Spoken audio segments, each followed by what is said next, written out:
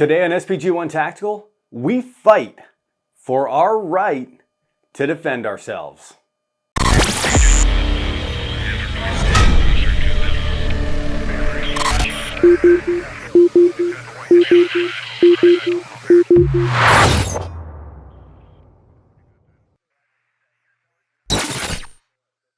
The ability to defend yourself is an inalienable right, and the manner and tools with which you can do that are controlled by your fitness, skill level, level of force levied against you, and legal considerations such as weapons permits.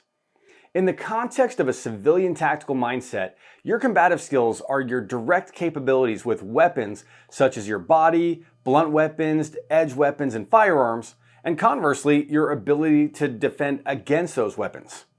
A very common mistake, mostly driven from ego, is that because someone owns a gun, that they are prepared for any self-defense scenario.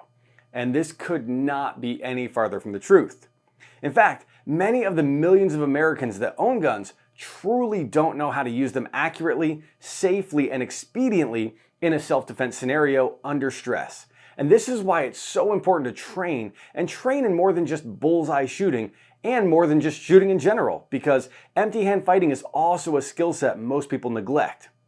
But instead of me lecturing you during this video, I wanted to bring in a subject matter expert and explore combatives through a Q&A style interview. I've created chapters for this video based on the questions, and you can find those linked in the description below. Hit those like and subscribe buttons, and let's jump over to our interview.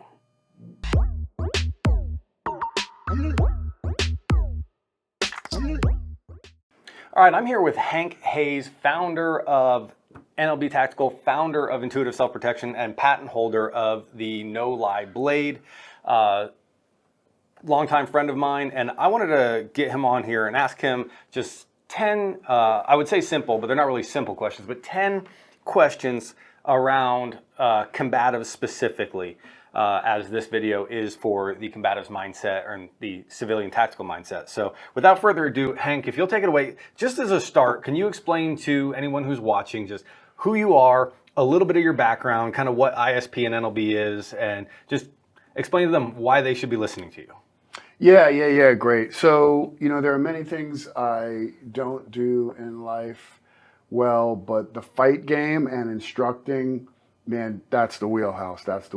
And basically, it started in, New York City. I grew up on the Italian side of town in the 60s, and fighting was just a way of life. And it wasn't, if I was going to get into a fight, it was when, with how many and what weapons was I going to have to deal with. And either you get tough or you get the snot kicked out of you. And, I toughened up, and a series of different, martial arts trainings and boxing. And, and then I got involved in executive protection. Okay. And I did that for about 11 years. Many celebrities, right? And it was a lot of fun, traveled a lot, and learned a lot. And along the way, I always had a passion for edge weapons. And during a training that I got the snot kicked out of me, that's always a fun learner, right? Yeah. That'll do it. And I was sitting in a Denny's, and I had this idea for an invention. Okay. And I built this invention. We got a patent on it. And kind of as they say, the rest is history. We became a United States government vendor. And after a few years, they said, hey, we need training on this tool. And we started providing training for, actually, we got, our first opportunity was with the Marines at SOI, and that turned into a long-term contract with MCRD, Marine Corps Recruiting Depot, and that got us to Quantico, and then that ascended up the scale of different weapon systems, and now we have trained over 30,000 guys, spanning from law enforcement, military, mainly special operations teams, and you're a part of that, and we've had the opportunity, and that's really the story in its nutshell. And we just love to see guys, come home because of our training and do what they need to. The bad guys that are doing the wrong thing. All right, so as we discussed with you previously, this video is about having a series on having a civilian tactical mindset, or what it means to have a tactical mindset as a civilian. And this episode in particular is about combatives. And that's everything from empty hand edge weapons, blunt weapons, and firearms in the totality context of fighting, not just fisticuffs. So in the context of a civilian, what would you say is the biggest misconception about self-defense? Yeah, that's a great question, and I love the questions you had as we just sent the email over and I looked at them. I'm like, oh man, these are some really good questions. It's like being with Oprah with this guy, right? Right? What do you think of that? Well, maybe one day. All right. Well, the biggest misconception is that there's a magic bullet, right? A magic bullet, and then that magic bullet sometimes can be referred to as a martial arts system, or all the rage nowadays being 2023 is Brazilian jiu-jitsu, right? Mm-hmm. Absolutely. And or it could be Muay Thai, or it could be do this, or you must do that, or you must do this, and that's bullshit. That's the furthest thing from the truth. There isn't a magic bullet. People have to find what works best for them. So what I mean by that is, let's say somebody does not have or cannot develop the traits of that particular art system. It's going to be really hard for them to excel in that system. Just like a guy who's 4'8", thinking he's going to be a pro basketball player. It's probably not the best choice for him. He could choose something that's more fitting for his mechanics and such. So there you go. That's probably the biggest misconception. No magic bullet. No magic bullet. All right. So training is obviously important. We have our training companies. We've trained a lot of people, as you said earlier. But what do you feel is the next thing that somebody can do to get themselves better prepared to defend themselves outside of structured training from professionals? Yeah, that's a really good question. So, I am always going to fall on the sword of mindset, and knowing what you will stand for and what you're not going to stand for, because that sets up your line in the sand. And then also having the ability to gain what I call gain your nerve and gain the ability to have endurance to stay in the conversation mentally, stay in it strong. And that can be derived through strenuous fitness. That's a good one. Yeah, and I think fitness is paramount for your ability to push on through exhaustion.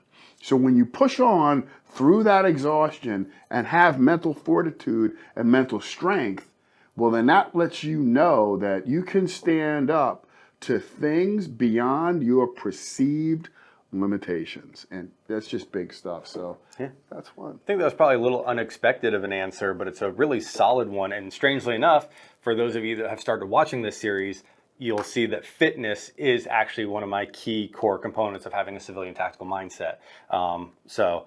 I think you said mindset was the important thing. So I think there's some teeth to what this project, if you will, is about. This series of having the civilian tactical mindset. A big portion of it is the mindset.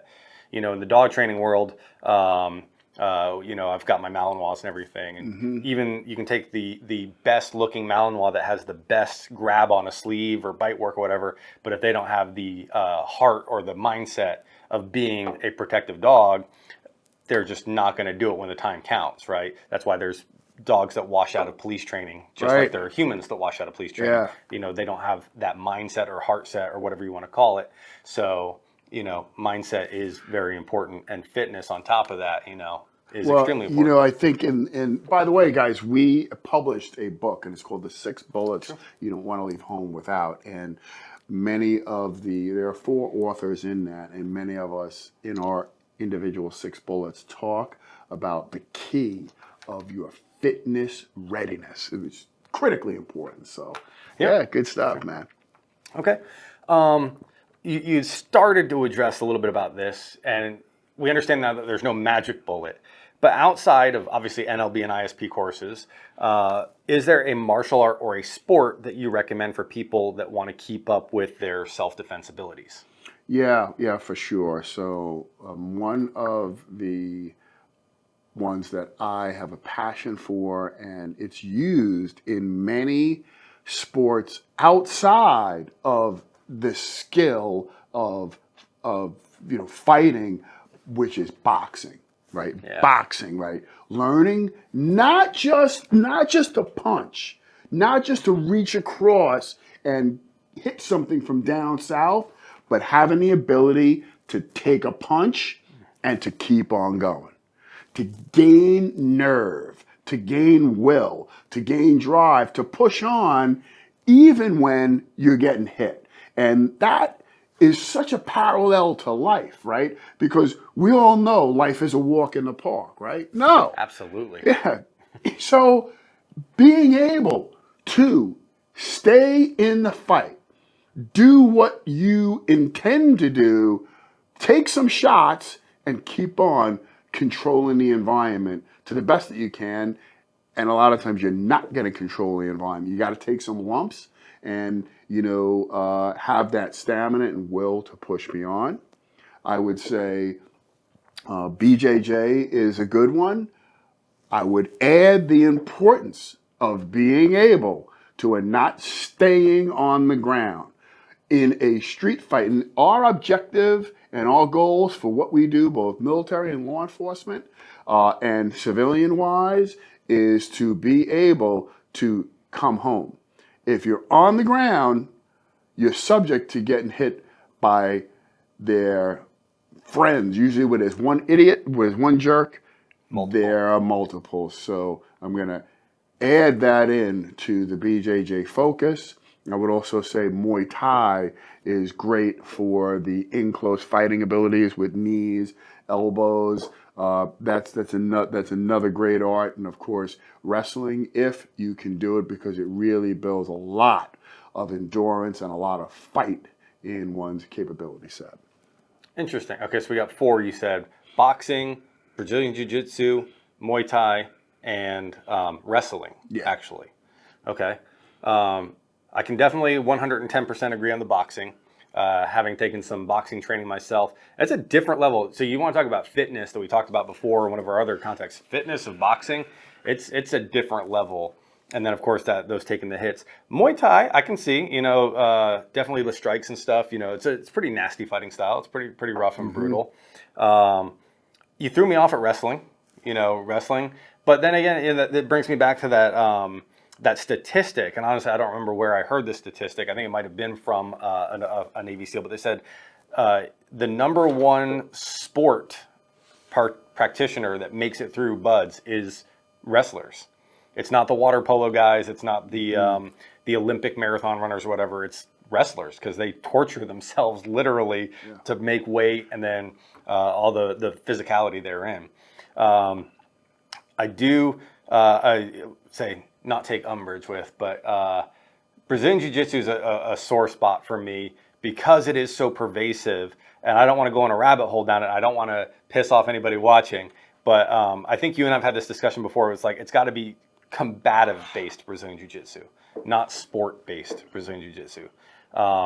You got to teach striking and getting out from being on the ground, not putting people, if you're maybe in a bar fight or something, you can embarrass somebody by putting them into a Kimura or an armbar or something to get the fight to stop. But in the context of a civilian tactical mindset, in the context of somebody's trying to give you grievous bodily injury or murder you, you've got to end the fight. And a lot of times Brazilian Jiu-Jitsu is rolling around on the ground in spandex and trying to submit the other person, doing wonky things. And you and I both know, unless you're on mats, the ground's not a nice place to be rolling around. In fact, it's a great place to smash somebody's head off of. So I think we want to be clear that it's got to be good Brazilian Jiu-Jitsu. I think it's great for like kinesthetics, understanding your body, understanding different ways your body can move, and being able to recoup from being on the ground.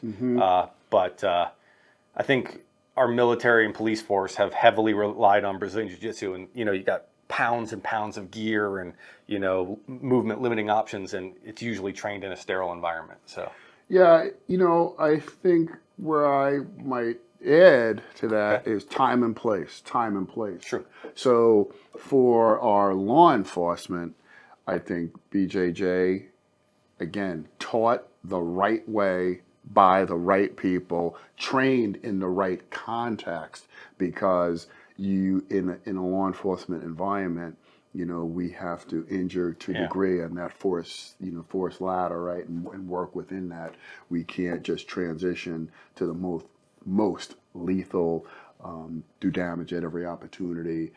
We have in both NLB and ISP are more geared for, when the shit is hitting the fan Yeah. and your life is on the line and you have to get out. Well, we're going to find a way out, and that way is going to be done by, doing the most extreme in the fastest amount of time to get back on your feet so you can get to the next work that you have to do. So again, this is in context. Right. So make sure this is in context here, because there are many that we different train. And don't go ahead and be a hater and do something stupid and say, this NLP CEO is saying that, crush everybody and smash the head. That is not what we're saying. I just want to be clear with that. Only CNN's allowed to say that. No, that's right. I know. Yeah, that's so funny. And that does bring into context so this is all civilian mindset related. This is all about civilian side. So there is a difference between military and law enforcement and civilians, between logistics, backup, support, legal protection. In the context of law enforcement and military, they've got legal protection usually when they're utilizing some type of force in the line of their duties. And that also, as you said, in context, if you're in some type of just, bar fight type of thing, then yeah, submitting somebody could be very useful. Generally, I think most of what I'm aiming for in the civilian tactical mindset is not your standard bro fight. It's life and death, as a civilian. Okay. But so as Hank said, it's all about context and utilizing the correct leverage of force. Yeah, time and place and goal and objective. All right. So it's kind of transitioning from this concept of fighting. We're switching a little bit here in questions to more firearms now. So what do you feel is the biggest concern for someone that's considering carrying a concealed firearm? The biggest concern, I love this question, and here is why. Because, this is what we do. This is what we've done every single day for the past 25 years. Every single day in a professional capacity and at large numbers, right? So when, let's say, we go to do a real estate agent's speaking engagement on self-defense, and of course they know who the company is that's going to come, and then they're all excited, and then 20 minutes in, someone invariably says, or a half hour in, or whatever it is, they're like, when are you gonna bring out the guns and start talking about guns? And I will say, that's a great question. I was waiting for it, because today we are not. And that is always met with surprise. And here is why. Not everybody should have a gun. Not everybody should have a gun. Why? Why do you ask? Because they are not the right individual with the mindset. They're not willing to put the time in to practice, and it's an individual that when you carry a firearm, you now hold a serious tool, and with great power comes a great responsibility to act accordingly with that power. Right? So you have to be switched on, knowing that you have that power with you. And last thing you want to do is, because you're not switched on, because you don't have the right tactics and actions, get that sucker taken away from you, get yourself shot, and now there's a bad guy on the streets with a gun. So I think that it has to be met with the right person. They really need to think about that. Is this the right thing for me to do? And then once you choose to do that, you gotta get good training, develop those skills, and then sustain those skills over time. It is a very perishable skill. So if I'm kind of consolidating that, you're saying biggest concern is making sure that they understand the responsibility of carrying the firearm and then seeking quality training. Yeah, understand the responsibility and then ask themselves an honest question. Yeah. Are you good to go to carry this weapon? And are you going to get the training to utilize this weapon? And, you know, we have to ask ourselves this question, and a lot of people don't ask this question. Are you okay? Are you okay having to pull the trigger and possibly end somebody's life? Mm-hmm. You know, that's somebody's son, that's somebody's daughter, that's somebody's mom, that's somebody's, there's a lot there, right? And if you're okay with that and made peace with that, then start moving on to the next level. Are you going to get the right training? Okay. And just for clarification and context, you're not saying that nobody should have the right to carry a firearm. You're just saying that some people don't have it within themselves. Kind of like we were talking about with the heart, the same thing with the combatives, the same thing with the dogs, is if they don't have the ability to use that firearm, it's going to become a liability, not an asset. You're not saying that people shouldn't have the right to carry a firearm. Yeah, absolutely. Yeah, you got it right on point. In today's keyboard warrior society, somebody hears, you know, people shouldn't have a gun, and you know, even in our industry, sometimes people jump on just a phrase. So I wanted to make sure that was clarified. Yeah, so nobody thought you were anti people owning guns or something. Yeah, gotcha.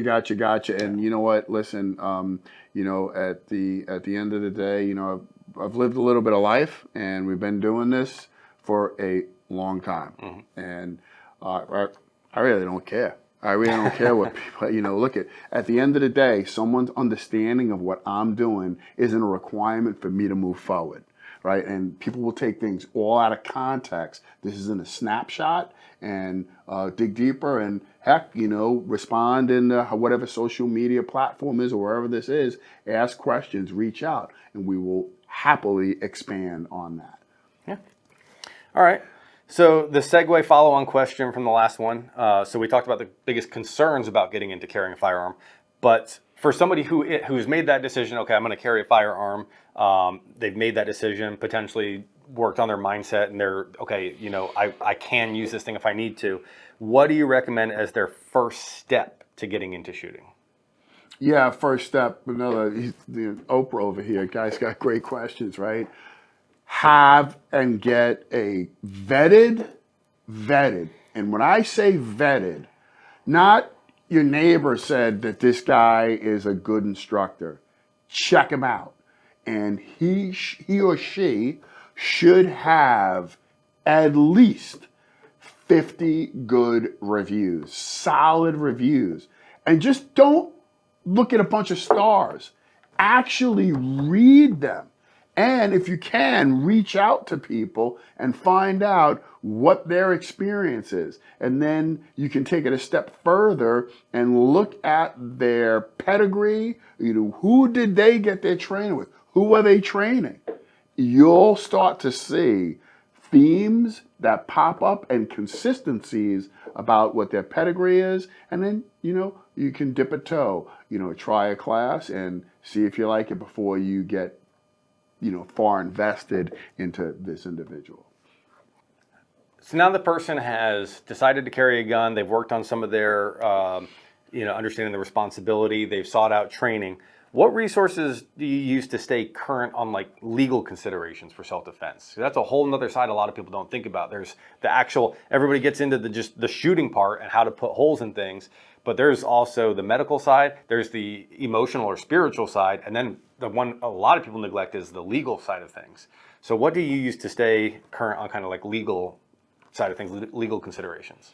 Yeah, that's another great question, right? So we use U.S. Law Shield to gain a lot of our information from, and there are a lot of different resources out there that are available. And the reason why I say that is because state to state, things change. State to state, things change. And you need to know that what is good in one state you roll right over that border and it may not be good in that next state that you go to. So you need to be very, very aware of that. And you can, you can roll a certain way. Where we are right now is in Virginia, and you go up to New Jersey or New York, and man, you're going to end up in the clink, baby. So, Yeah. what works in one spot may not work in another, and you need to know what that is. Anytime driving through any of those northeastern states, I can make diamonds, man. Pucker factor. That pucker factor, yeah. So at ISP and NLB, we have something called the 4 domains of combat. Can you use just a brief overview of what those 4 domains are and kind of just a quick explanation of them? Yeah, man. The 4 domains of combat is great, and we've coined this, and this is utilized in teaching the compartmentalization, big word, compartmentalization of your fight strategy, right? So fight strategy. So strategy 1, situational and self-awareness. Situational and self-awareness. So what do we mean by that? So in this room right now, there's, camera here, camera there, camera there, camera there, lights here, windows here, and I have my 270 sweep of what it is that I see, right? So, and my self-awareness, my condition state, right? So my white, yellow, orange, red, black, right? And color codes. Yeah, the Cooper's color codes. Man, so now I know about my exterior and I know about myself and where I stand. So right at this minute, it's midday. I'm, getting the opportunity to do this vid. And if you haven't checked out this man's stuff on SPG1, he's also doing stuff with Icarus. The guy's doing some great stuff. And if you're at any local shooting competition, you better bring your heat, man, because this guy's probably going to win. So that's Stumbo. You win like every time. You're always winning, man. Not the USPSA stuff, but I'm still learning that. All right. So that situational awareness, right? So let's say you see someone you don't know, they stay in that ID phase, right? He's an unknown, and I don't know him, so I got to keep my eyes on him. If he's doing some funky stuff, now he's an unfavorable, right? So we need to always keep that person in there and keep eyes on. Right, so that's the first phase, situational and self-awareness. The second is the V4Ds, right? Verbals, and the 4Ds, determine what's going on, the ability to de-escalate, to distract, and diffuse the situation through verbal and body language skill sets. That is a great skill to have, and you can learn those things through crisis de-escalation and crisis management. Awesome courses and skill to have to bring something down. But can you always bring something down, right? You got a guy who's all drugged out and always, he's an EDP, emotionally disturbed person. Yeah, it's probably not going to happen, and you're going to have to move to the next one or the next one up, which would be physical and then lethal. Let's stay at physical. So your physical, your abilities to control this person, you like that, right? Mm-hmm. Be able to control and dominate that range of the fight.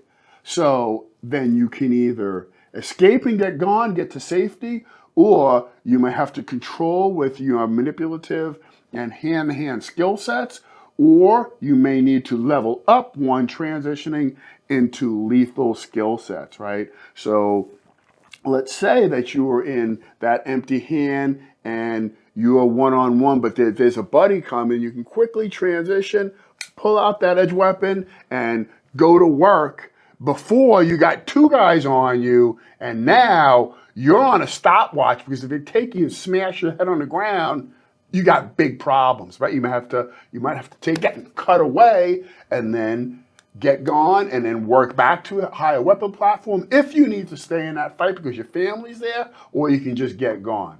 And then, of course, firearms platform, or rather that lethal platform, would be anything that's killing. And you don't have to go from situational awareness to the 4Ds, determine, de-escalate, distract, diffuse, and verticals, to physical, to lethal, you might have to go right from situational awareness. This guy pops in, he's got a gun. Or you got to match that with a gun and get on with that gun right straight up. Right, so you go from here, boom, to right here. Or you can hop, skip, scotch from either one. So that's the...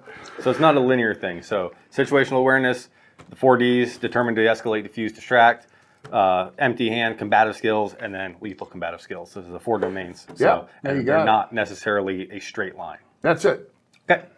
Last 2 questions kind of tied together, but mindset's obviously a huge portion of self-defense. That's the whole title of the video. That's the whole concept of the series. We've talked about it several times. But what do you think are the key components to having a combatives mindset? The key components to having a combative mindset: the ability and will to do what is necessary when it is necessary, and to do that without hesitation. Okay. Right? And of course, mindset, of course, goes deeper. You don't want to have to be that guy or that girl, but sometimes you have to be that guy or that girl. And, currently, as it stands, right now, and we have another project coming where it's a multi-corporate structure.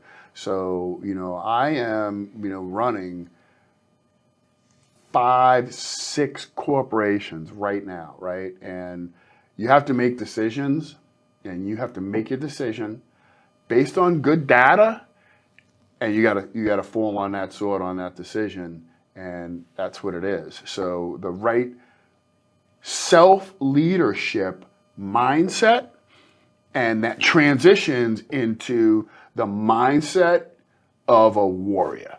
Mindset of a warrior, right? So let's just make something clear here with this, that what we're doing, what's in our camp, what's in our mindset, what's in our heart, and the way we do things is not for everybody.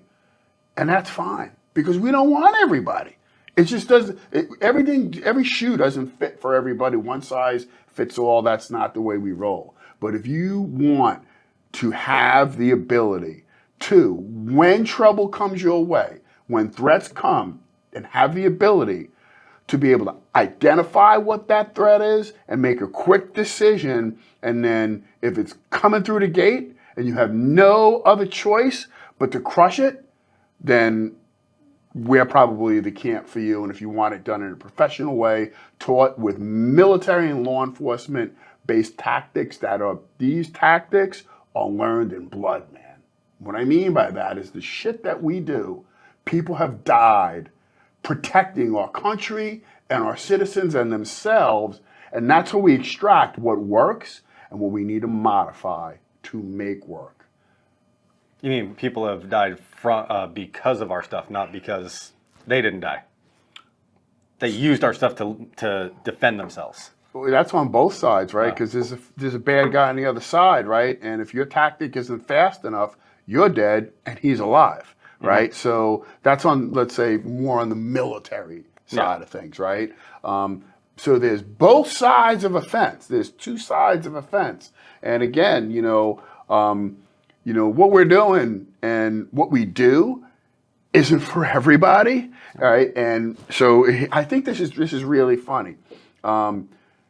People can poo-poo on what military, you know where I'm going with this, what military men and women have to do. They can poo-poo on what law enforcement have to do until someone's freaking breaking in their house. And then they're the first person to call and go, can you roll a unit over here? We got trouble. Someone's in my house. Someone's doing some crap to my daughter. Oh, he should go to jail. Or he should get the electric chair or whatever it is. But before that, they didn't want to have anything to do with it. Yeah, I know, I'm intense. So speaking of intense, last catch-all question. What is needed to win a fight? Whatever that fight may be, what is needed to win? Yeah, a mindset that says, I am going to win. mindset that says, I am going to win. And the sustained skills to follow through with that and do whatever it takes to make that one happen. So we've had a saying in the past at some of the courses that we'd rather have the guy with us that isn't amazingly skilled but has that drive, determination, and that I'm going to get it done, rather than the guy that's got 16 different black belts but's a flake or meek or... Yeah, 100%, 100%. You know, I'd rather have a guy behind me going through the door that, you know, he knows what he stands for, he knows what the mission is, and he's got your back, as opposed to someone who has all this paper and they got a bunch of belts and they can do something in the gym, but they don't have the stones or whatever you want to call it to, you know, back the play. And when it gets going tough, that they are tough enough to stay in that fight. So, you know, we've done, and it's out there on the interwebs.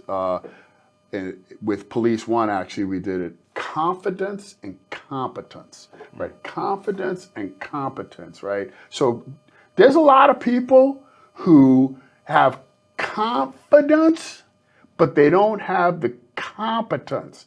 And then there's people who have competence, but they don't have the confidence to go through the door.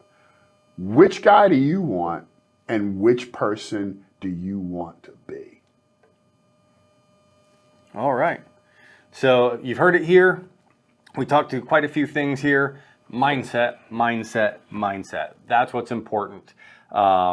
We've given you some ideas for things to look into as far as if you're looking to get into self-defense, let alone firearms, some legal considerations, etc. But what it comes down to with combatives is fitness, training, and mindset, which are all big parts of the CivTac Mindset video series. So with that, Hank, thank you very much for taking your time to let me drill you with some of these questions and letting all the viewers kind of in on the mindset track of combatives and self-defense. Yeah, awesome. And you can find us on the webs at NLB Tactical.com and as well as IntuitiveSP.com, and we're out there, you know, on social, on a number of different platforms, and reach out and listen. If, you know, we'd love to have you come train with us, and, you know, we work at a premium training facility, you know, lodging, chow hall, pro shop, multiple ranges, shooting out to 1,000 yards, tactical houses, towers, you name it, mover targets, cars, you know, hallways, rooms, doorways, open space, all that stuff. Premium instructors. Okay, that's great. But if you're not going to train with us, train with somebody who's competent and is going to put you in an environment that is going to give you that stress inoculation so you can perform when you need to perform. All right. Thank you very much, Hank. Thanks. Great to be here. Ciao. Back to the studio.